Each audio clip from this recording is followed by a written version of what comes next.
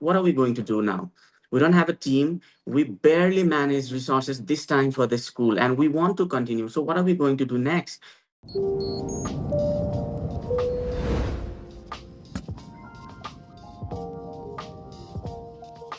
What's up, everybody? For y'all tuning in, welcome to another episode of Boarding Pass. I am your pilot, Denzel Whitaker, joined by... And I am your co-pilot, Jayden Choi. There it is, there it is. Welcome to the Inspo Lounge, where you know how it gets down. We are always looking for inspiration in many destinations, you feel me? Ooh, that's a little rap for the day. Oh, yeah. Yeah, well yeah, said. Yeah. Right? But nah, man, we're flying at night. You know what I mean? Yeah, it's part of the travels, you know. Sometimes you gotta travel in the night, and it is what it is. And But without further ado, we have some wonderful guests, do we not today? oh yeah, they're so fun. Come on, man. How about you check them in? Let's Yes, sir. let's give me the little rundown. Give us the rundown. Yes. So let's see. We have two guests, which is pretty new. First one, let's go for it. Name Jasper Neupane. Nationality Nepal. Occupation education activist and filmmaker and engineer. That's a lot. And fun fact, his filmmaking career started as a result of his helping kids. And I love that. And our second guest, who is also very lovely, name Rashmita Limbu. Nationality also Nepal. Occupation, education activist, marketing director, and documentary filmmaker. And fun fact, a TV show about two sisters in Nepal helped launch Rashmita's journey. I want to know what that is. All right, all right. Well, I'm very excited for it. And listen, frequent flyers, the reason why it's nighttime over here is because it's day over in Nepal, and we are so excited to bring to the stage Jasper and Rashmita. Come on down, y'all. What's up? What's up? Welcome to the lounge. Woo! Hey, hey. Thank you, Hi Jayden and guys. Denzel. Thank you for that Thank wonderful you. introduction. Of course, of course. Look at you Thank guys. you. Look at these bright smiles, these beautiful faces. How y'all doing today? Good. We're doing good. Very good. Pretty good. Yeah. Good, good, good. Happy to hear that. Well, thank you so much for joining us on Boarding Pass. Here we love to inspire. Not only do we talk about, your personal endeavors throughout life, but your social impact and how you're creating great change. And I mean, your resume literally speaks for itself. We were so excited. We know you've been part of the IYMS organization before, and you come highly regarded. But when Jane and I both read both of your bios, we were like, whoa, got to get him on the show. Yeah, so thank you so much for being here today. Well, it's a pleasure and an honor. Honor's ours. Absolutely. So let's start off with, just some easy questions, right? Because I understand that, you guys met or really got going with your personal endeavors after an earthquake that hit Nepal, right? Now, when did this earthquake hit? What happened? Inform us. In 2015, there was this massive earthquake of 7.9 magnitude in Nepal. And then we were just a university student at the time, and we hadn't realized anything. There was just this earthquake. We were safe. Our family were safe. And then we just wanted to do something for those who were vulnerable, for those whose houses collapsed in the earthquake. So we started volunteering here and there, and then we went to remote places. We started rebuilding things. We started taking lots of stuff from Kathmandu to the rural villages, to the people. And along the process, we met, didn't we, Rasmita? Yeah. That's incredible. That's incredible. So you immediately knew at this volunteer event, right? You met at a volunteer event, right? You Exactly. you you guys knew when you locked eyes, you were like, man, we're gonna be lockstep and we're gonna do some great work together. Or when was that moment where you both kind of had like this mutual understanding where you both, respected your individual arts, your passion? What was that moment? Walk us through that. I think we met in the end of 2015, right? And actually, in the end of 2015, I was pursuing my bachelor, third year, and I was also working as a junior marketing officer in one of the most renowned company. And I was having a very good time. I was doing, as you said, that I was doing a volunteering. I was doing in every social activities, and all of a sudden, then actually, I got a call from a guy, one of my friend whom I met in volunteering, and he said that they are looking for BOD in one of the organization. And I was literally shocked. And I asked him again that, are you actually looking for BOD, means board of director, for your organization? And he said yes. And I was so happy. I was so nervous. And next day, actually, I went to my company and I shared everyone that, okay, someone has approached me to be a BOD of that organization. And everyone was saying that, okay, you should join that organization. And but let them know that about the time investment, because as I was already engaged in different company. So I asked one of the team member of that organization that, is it okay if I just give one time in a week? Then he said that, no, you have to give full time in that organization.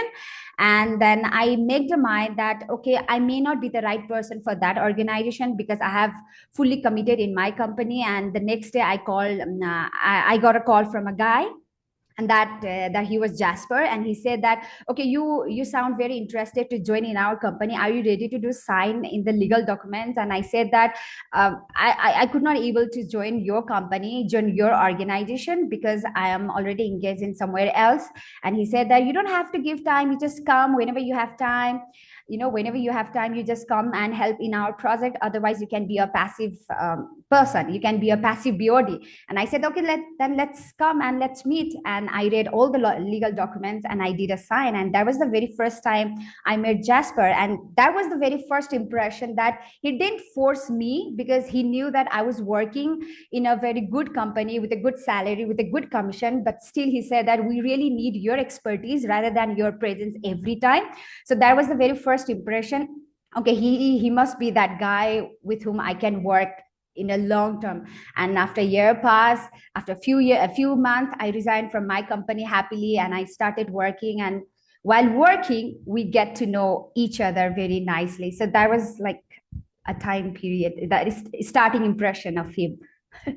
But I think the funny story here is that it actually began in the earthquake, and Rashmita was volunteering someplace else. I was volunteering someplace else, and then when we were in this village in Ramechhap, and we had to go there by taking a truck and traveling for more than one whole day, and then we reached there, and then people were standing in queues, and one of the old man from the village came to me and asked, and remember that this was the time when I was in university. I had no care in the world at all. So he came to me and he said, the elected person in my village is living in the city, and the children don't have quality education here. So what I want you to do is bring some computers over to my village, bring some books, so that next time the earthquake hits, then they don't have to stand in line. They could be able to do something for themselves. And then that was the moment that I thought that I should do something for the community.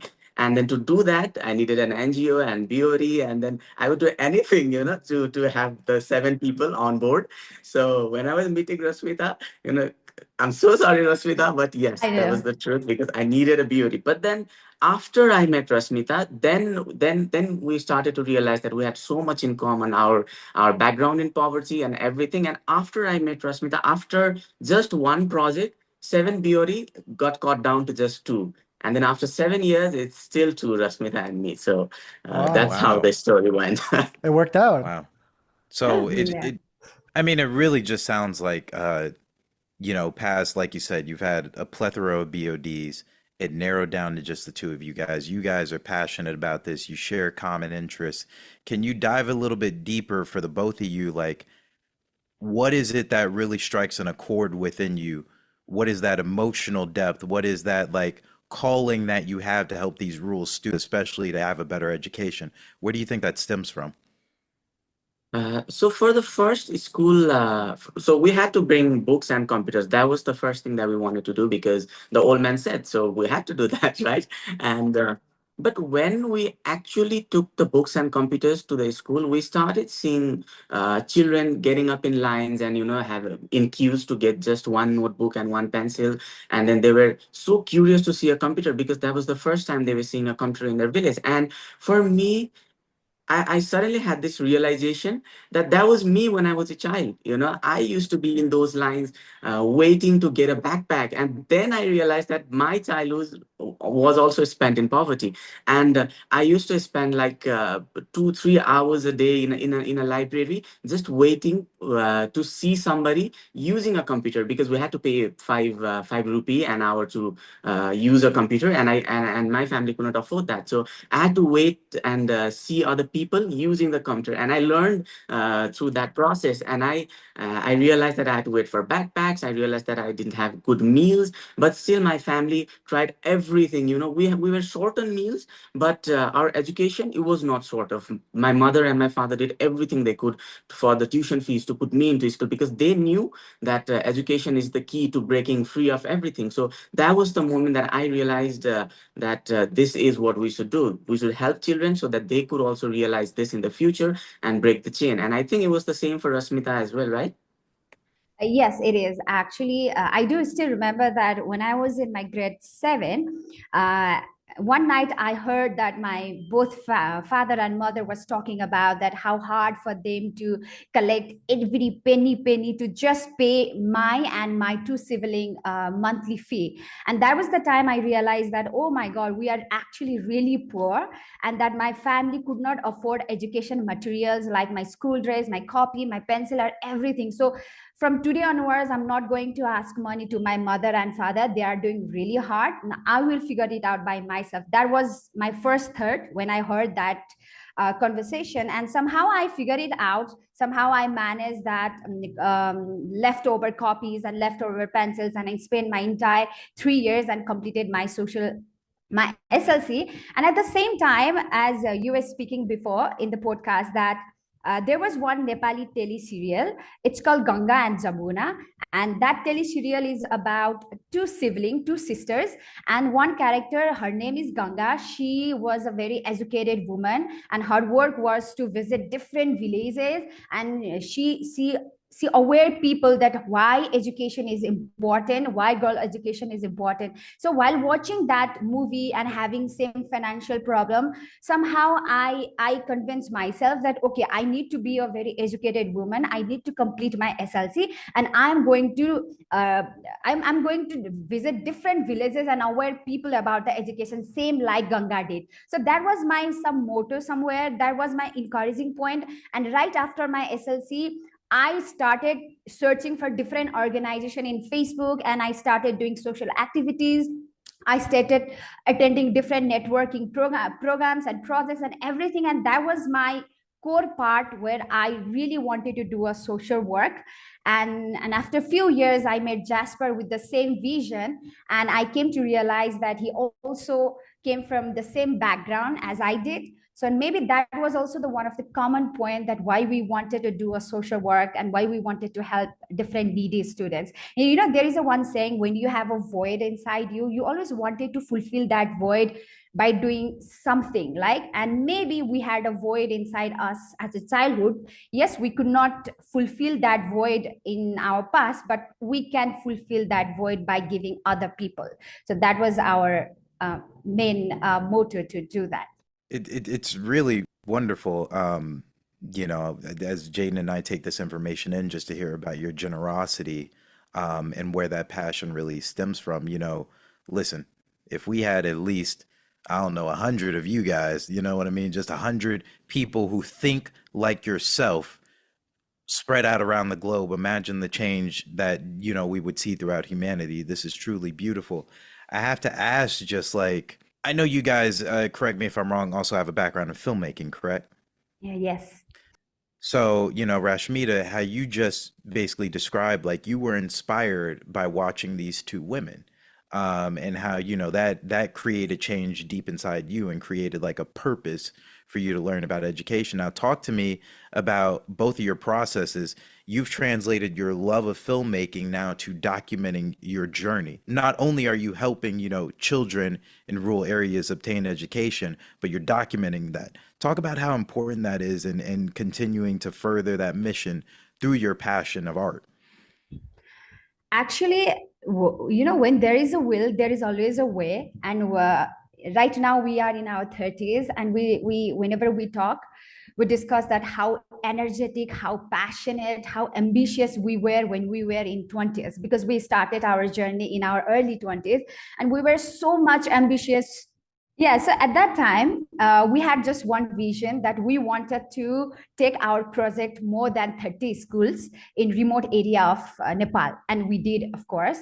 And that time, of course, if you want to fulfill, if you want to complete the project, you need a fund, right? And to collect that fund, we did everything. We used to visit different colleges, we used to do a seminar session in the college, we just organize a different cultural event, a different, like art exhibition, everything, so that we could collect more money, and then we could utilize that money to our children in the rural areas. But after a few years, we came to realize that that is not enough for us, because of course, when you have a bigger goal, you need a bigger money to complete that, right? And we thought that, we sat and we discussed, so what next? That is something we do most of the time, what next?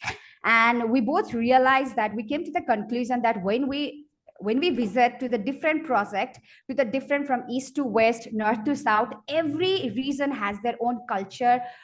The living of the way of living standard is different, their food is different, their language is different, their touristic area is different, everything is different. So why not capturing that touristic area, that culture, along with our project, and showcase it to the people?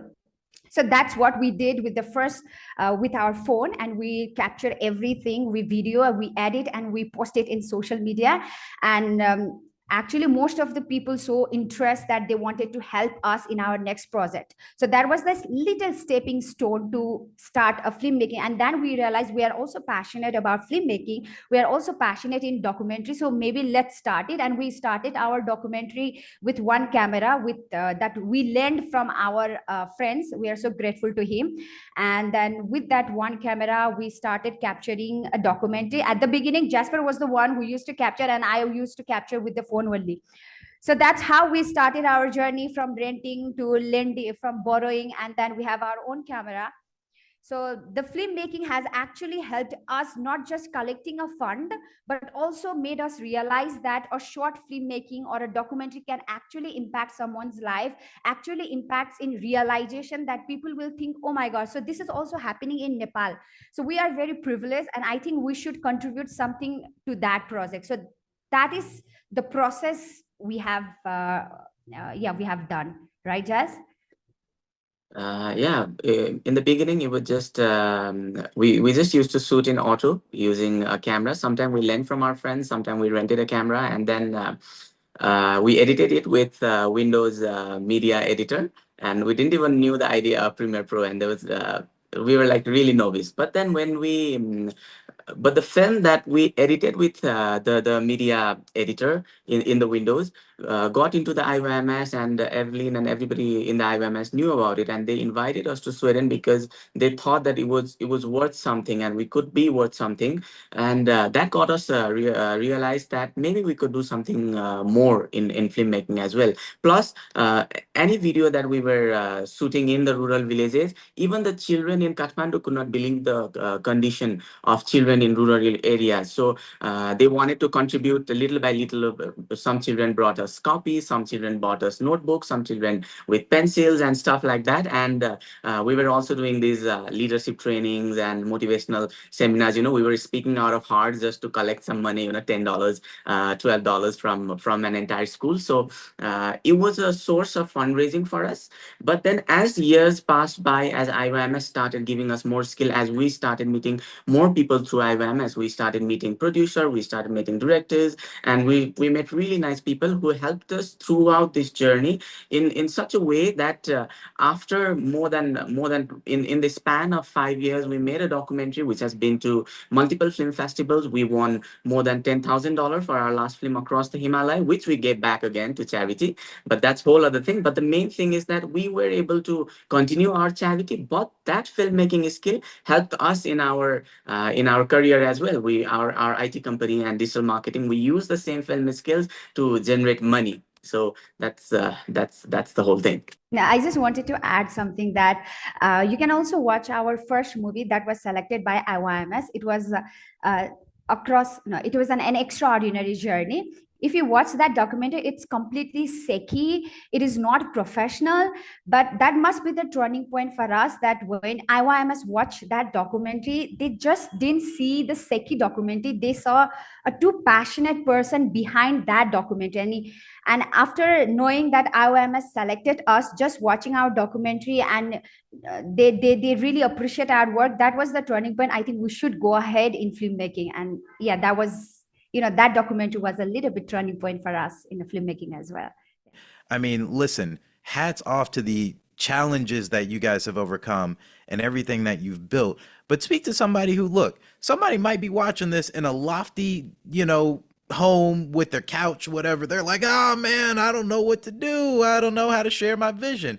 You guys are doing with the iPhone. Speak to somebody right now who may be watching or listening and just tell them how important that is. I think we just have this story to that. It's not a great story, but it's something that we carry with us every time. So for the first school, it was great because we had the passion, we had the energy, we were young, and then we just went to the school. We collected all the secondhand computers, secondhand books, and then uniforms, and take it to the school. Everything was great, right? And like we said, we were a team of seven, and then after the during the second school, remember that we have no funds, so everything we do, we have to hustle for it. We have to go to the schools, we have to speak out loud, we have to tell everyone what we need and where we are going, why it's necessary. So after second schools, we were just dropped down to two-person, Rashmita and me. And then but still we managed. From here and there we started collecting stuff. And first it was just second-hand computers to the school. So when we went to the school, there were hundreds of villagers who have never seen computer for the first time, and I was there, and I'm studying computer engineering. And then I press button on the computer and it doesn't start, and everybody is in a shock that what's happening, it's not starting. And then it's like you are shattering the dreams of hundreds of villagers. And then we are taking these computers wrapped with these ropes in a bus, hoping that it won't fall off. And after doing the second school, we took this trip to Thorongla, which is world's highest mountain pass. And then now we wanted to go to this place called Ice Lake, which is off tour and then up the mountain. And we started late, like it was 12 p.m. We were just walking. Okay, let's go up that peak, Ice Lake, and it was really windy. And Rashmita and I, we started climbing up after the project, so we were tired, of course. And then I was saying to Rashmita, look, there are no people. We are the only one here, and we are going to make it to the summit. And then after walking for just 1 hour, it's very high in the Himalayas, and the wind was coming back to us so fiercely that we just couldn't continue. And then we tried harder and harder. We put on like 3 jackets, 4 jackets, but we just could not continue. And Rasmita and I, we just sat there, and then there's this beautiful mountain over us, and we were like, we could not complete that, and we just lost the team, and we don't know how to continue. So I said to Rasmita, what are we going to do now? We don't have a team. We barely manage resources this time for the school, and we want to continue. So what are we going to do next? Like, we have no clue. And then we just sat there quietly looking at the mountains. The sun is setting off, the wind is blowing, and then let's use our skill. I have a skill in engineering, you have a skill in marketing. Let's start a company. I know it's going to be tough, but then let's start a company, use both our skills, and then we are going to make some money. And with what money we make, we are going to help again to the children, right? So that's the plan. That is where we talk most about our impoverished childhood. So we talked everything, and then okay, what we want to do, we want to have a steady source of income, so that we can help children and we can get on with our lives as well. And then by saying that, we just got down, and then we went to sleep. The next day, both of us woke at 4 a.m. because we were so, uh, it kept us awake that we could not cross the ice lake. So we woke up at 4 a.m. and then we just started walking in the dark. We just started climbing because there was no wind. And then by 6 a.m., it was really nice sunshine. And then I said to Rashmita, see, today we woke up early, we went early, and nobody's going to top us this time. We are going to reach there first. But then all the people started coming again, and then we were slow again, right? But then we reached our destination after 5 or 6 hours climbing uphill. And then we said to ourselves, see, we are at our destination. It doesn't matter whether we are slow or we're fast. We are going to try again and again. And we reached there, we came back, and then we also crossed Thorongla on the same trip, which is the world highest mountain pass. And we had no problem with breathing. We had no problem with air. We just had one thing in our mind, that we are going to come back to the city. We are going to start our own company. We are going to help the children in need. So that thought kept us, pushing us onwards and onwards. So I think for everybody on the couch, it doesn't matter if you are late. It doesn't matter if you get pushed back by the wind. I think you should just, take a time, breathe, look into the mountains, and then start again tomorrow.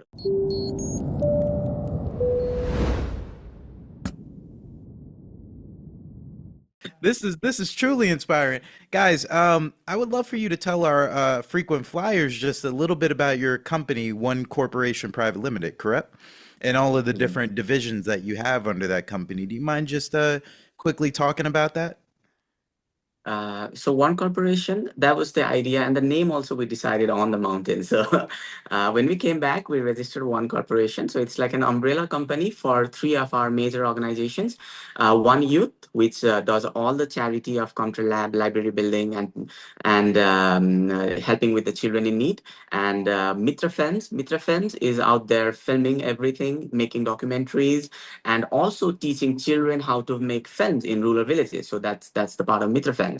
While OneTech Nepal is an IT company specializing in web applications and digital marketing. So through OneTech Nepal, we generate funds to sustain ourselves as well as sustain Mitra Films.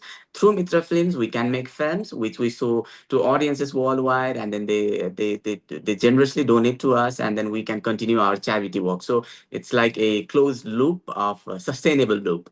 Yeah. That's impressive. No, that's amazing. How do people get activated? How do people get involved with your company? With One Tip Nepal, I think it's a corporate organization, so I think it's just staff and people and such. With Mitra Films, we take volunteers. Even people from IBMS have joined us in the past, go up the mountains and help us with the filmmaking and everything. And when it's time to teach children filmmaking, we have more volunteers. We teach them basic things with the phones and the cameras, and then the volunteers teach them. We also go there by ourselves personally. With One Youth, we call for volunteers. So it's basically volunteering on every sectors except One Tech Nepal. Cool. For the listeners, audiences, if you are interested, if you want to check that out, we're gonna have that link on our chat, so you'll figure that out. If you want to join the hike, there you go. Absolutely. Hey man, I gotta go to REI or something. Go get me some hiking boots after this. We'll take a That's what trip I was over there. thinking too. Yeah. Yeah, exactly. Let me get my cardio up. Speaking of that, Um, I did a hike yesterday. I can't say I did hike anymore because listening to that. yeah, I mean, we did like a casual walk compared to what they're Yeah. doing. Um, for both of you, Rashmita, Jasper, I have a question for you guys. After it's all said and done, after the material things fade, right? You've helped the children in the rural areas, they become adults, they pass that, material on to the next generation, so to speak.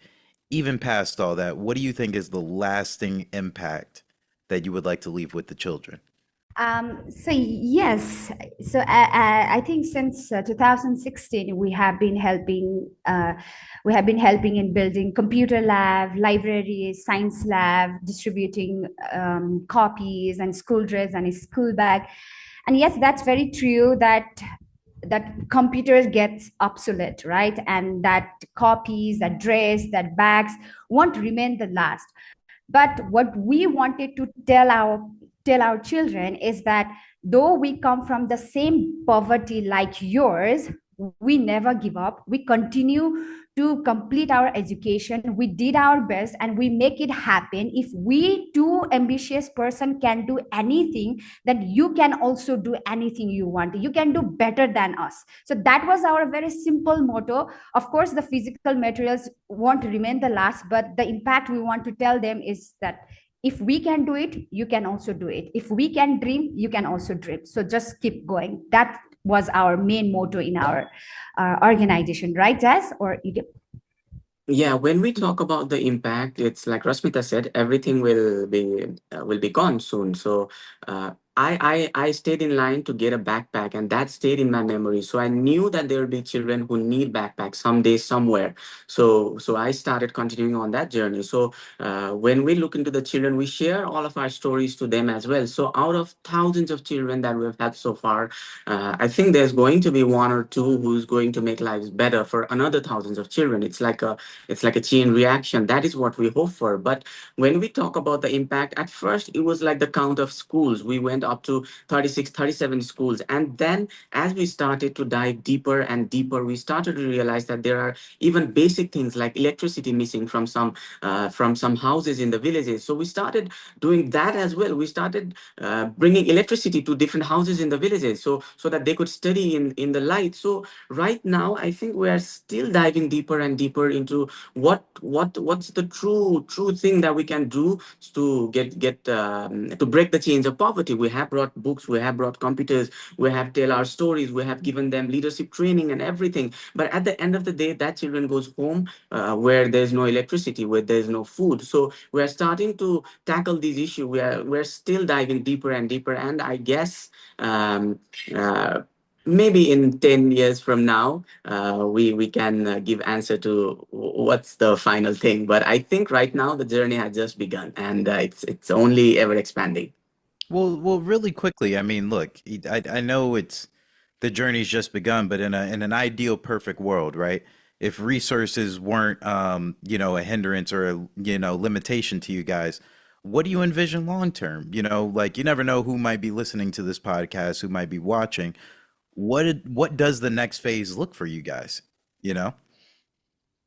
For us, it's a literate Nepal. Children drop out of school because they cannot afford educational resources. So we started with educational resources. If we have unlimited amount of resources, that's the first step. Second step would be to empower them with tools necessary for their future. For example, in far west Nepal, where we filmed across the Himalayas, children drop out of school when they are like 12 or 13 and go to India just so they can earn money and send it back home. So if we have unlimited resources, I think our end goal would be a literate Nepal, so that children don't have to work, so that their future could be secure. If their future are secure, if they can earn by themselves, then all the problems would be solved. The health problem will be solved. Their children, if a father is educated, he'll make his child educated. But the father is uneducated, so he sends a child to work in India. That's the cycle that's happening here, because there's no food at home, and somebody must bring food. So father goes abroad, child goes abroad. So that's like the cycle. So if we had unlimited resources, yes, literacy would be our first thing, because it would solve so many problems.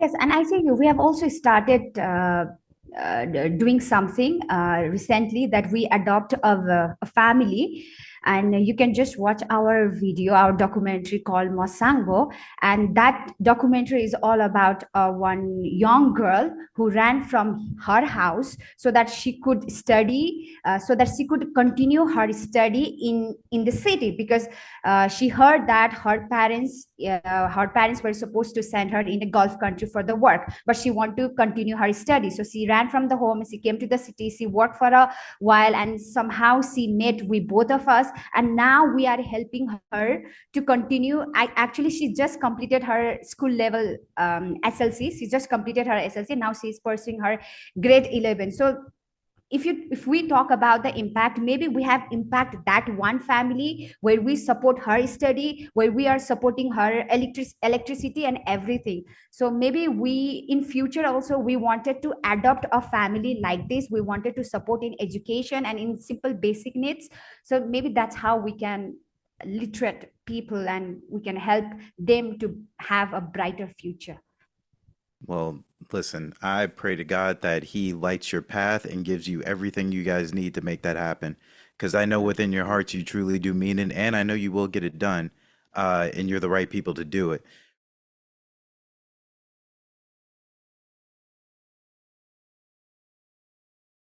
Real quick, just short answer out of your long list of documentaries, which one would be your favorite and why? Rashmita, we'll start with you. I think I would say, of course, and across the Himalaya. And while, yeah, and across the Himalaya, right? Because that documentary is all about who we are, what we do, and why are we doing. Because we know whenever we go to the different school and different colleges to screen our video or to just showcase our documentary, everyone asked us one question: why are you guys doing this selflessly?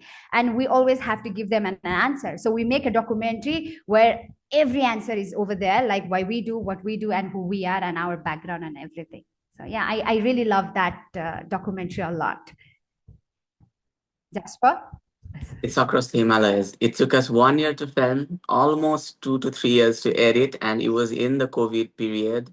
And the editing, for the editing, we went to Sweden, one of the most advanced countries. For the filming, we went to far west Nepal, remote villages, which took more than 3 days just to reach one village. So it was 9 months of just traveling to different villages. So that film has everything. Where can people watch this? Where can people find it? It's on our YouTube. We just created a new YouTube called Mitra Films Nepal. It's there people can find across the Himalaya. Now, listeners, you will have the link below as well. Absolutely. Link in the chat. Guys, thank you so much. You know what? Fun question. Hate to extend your time. We're being very verbose, excuse me. But plane ticket, right? Somebody hands you a plane ticket. It's to a destination. You could write wherever it would be. Where is that place you would go and why? For me, I think it would be. Let me think again. That's a really really quick question. Yeah, it's something fun and like just to end it. Yeah, just Somebody pick hands a a plane place. ticket. There's a plane. You can pick a plane from all the planes, right? First answer that comes to mind. South Korea. Oh. South Korea. South Korea is also not bad choice. Not But I would bad. say Not no, bad. it's amazing. But I was thinking to go to the Africa. Do you know the name, the national park? Jan something. I would love to go there. Shout out Africa. For me, it would be Antarctica.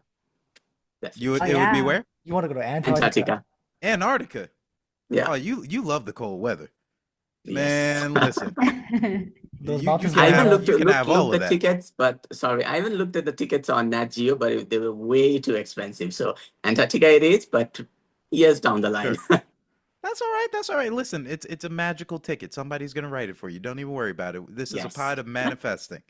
Yeah, I got the name. got it? Masai Mara National Park, Kenya. Yes. Say that one more Kenya. time for our listener. Masai Mara National Park of Kenya. Masai Mara National Park. It's so amazing national park. Yeah. All You should right, gotta put that watch on the video. list. Gotta put Oh, yeah. both on the list. I don't know about Antarctica, big dog. I'll let you go down there. You tell me how it is. All right. Well, Rashmita, Jasper, thank you guys so much. Thank you just for your time, again, for your generosity that you spread throughout the lands. Truly, your mission, your impact, and just where your heart lies. Again, if we had more humans like yourself on this world, what a wonderful place it would be. Thank you so humble much us. for having us. Oh, no. You humble me, sir. Thank you so much. Absolutely. Thank you guys for being here. You already know what it is. That's another episode of Boarding Pass. Again, I am your pilot, Denzel Whitaker, joined by... And I'm the co-pilot, Jayden Choi. There it is. Safe travels in the sky. Later, frequent flyers. We'll holler at you. Peace. Woo!